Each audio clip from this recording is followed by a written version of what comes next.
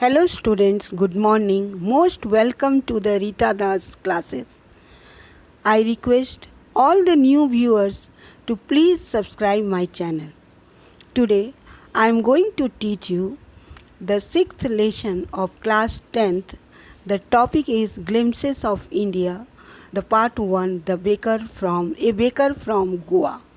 And in this first we have to know about the author. Lucio Rodriguez, who was born 1916, was a great Konkani essayist. He wrote several articles in English and Konkani to various periodicals and magazines. He served as the visiting professor of folklore at many universities and also as a professor of English in Mumbai and Goa. His essays were posthumously published under the title of Soil and Soul and Konkani Folk Tales. Subtle humor and informal narrations are essential features of his writings. After knowing about the author, we have to know the introduction of the lesson. A baker from Goa revolves around the relevance of a baker in the Goa culture, which dates back to the time when Portuguese ruled over the city of Goa. The Portuguese may have left, but the bread makers continue to have an inevitable stature. In this story, the author recalls his childhood days and their excitement on seeing the baker. They were enthusiastic to the point that they would run to him as soon as they woke up without even brushing their teeth. After the introduction, there are difficult words. The vanished means disappear, molders means who molds dough into the shape, furnaces means that is to bake the bread, extinguished means to cause a fire or cease to burn, heralding means announcing, staff means stick, rebuke means an expression of disapproval or scolding, fragrance means pleasant, parapet means railing, a low perceived wall. Now the chapter started.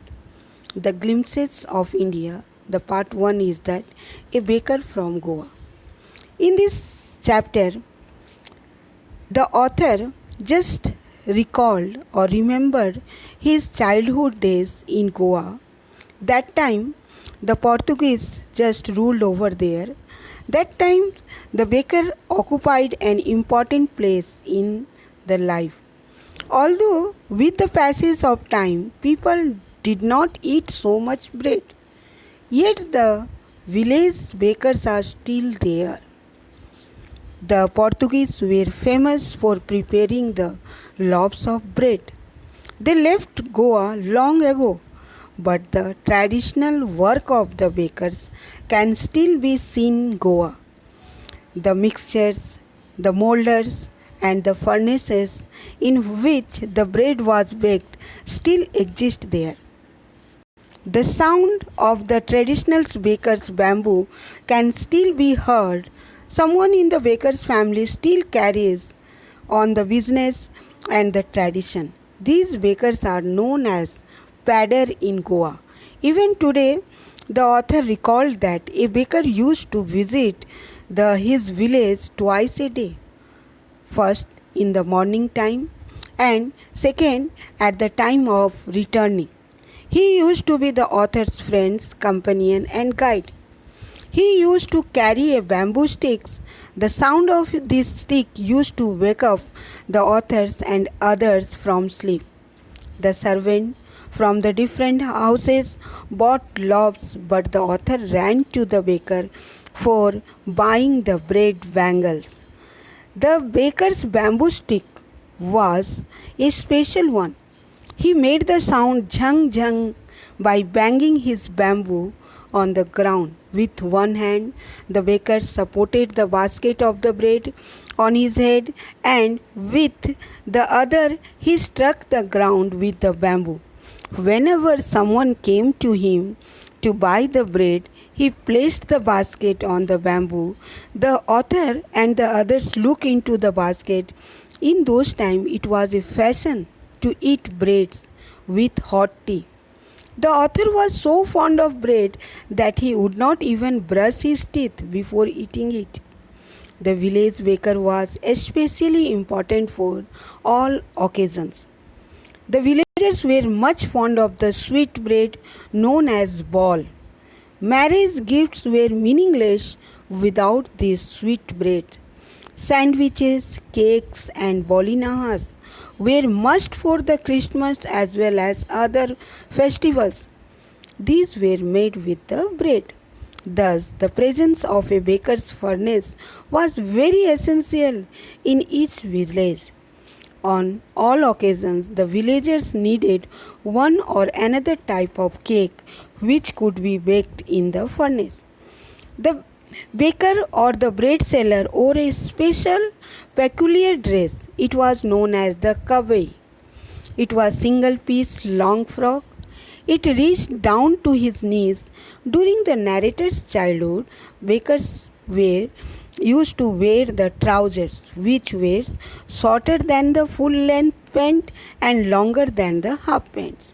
Even today, if someone wears a half pant, he is said to be dressed like a baker. The baker usually collected his bills at the end of the month. In the household, the baker's monthly accounts used to be recorded on some wall in pencil. Really, the baking was a profitable business in those days because the servant's health just proved that bakers used to be well off. Their families never starved. Their plump bodies showed that they were the professional and prosperous. Just after that, the summary we have to read. This lesson is a pen portrait of a traditional Gaon village baker that still has the unimportant place in his vicinity. God is the place where has the varied culture of French, English and Portuguese. Here the lesson, the description of a Portuguese and the village hacker reminds us of the old Portuguese days. The baker comes with the jhang jhang sound, a sound of his bamboo staff. His one hand supports the basket and on his head and the other hand the bamboos on the ground. The baker places the baskets and the imploring children surrounded him to look into the basket what varieties of eatables he carried. They buy loaves and even eat without brushing their teeth. The cells are so importantly intertwined with the social customs with Goa village that their presence is inevitable. Marriage gifts are meaningless without the sweet bread called ball. Cakes and bolinas are a must for festivals. Their peculiar dress is known as kavai, as they themselves are known as the pedder. They have a joyful life as they earn profitably well. Their plum physics is the testimony to this. At last, the theme of the story. The writer presents a pen portrait of a traditional Goa village baker who still has important place in its society. Elders still think fondly of the famous Portuguese loaves of bread. The family tradition is still carried on even today by the new generation of the bakers or pads in Goa. Even today, marriage gifts are meaningless without the sweet bread or the ball, just as a party or a feast loses its charms without the Goa bread. At last, the conclusion is that not in the Portuguese days in Goa, still now the bread is famous for all the people.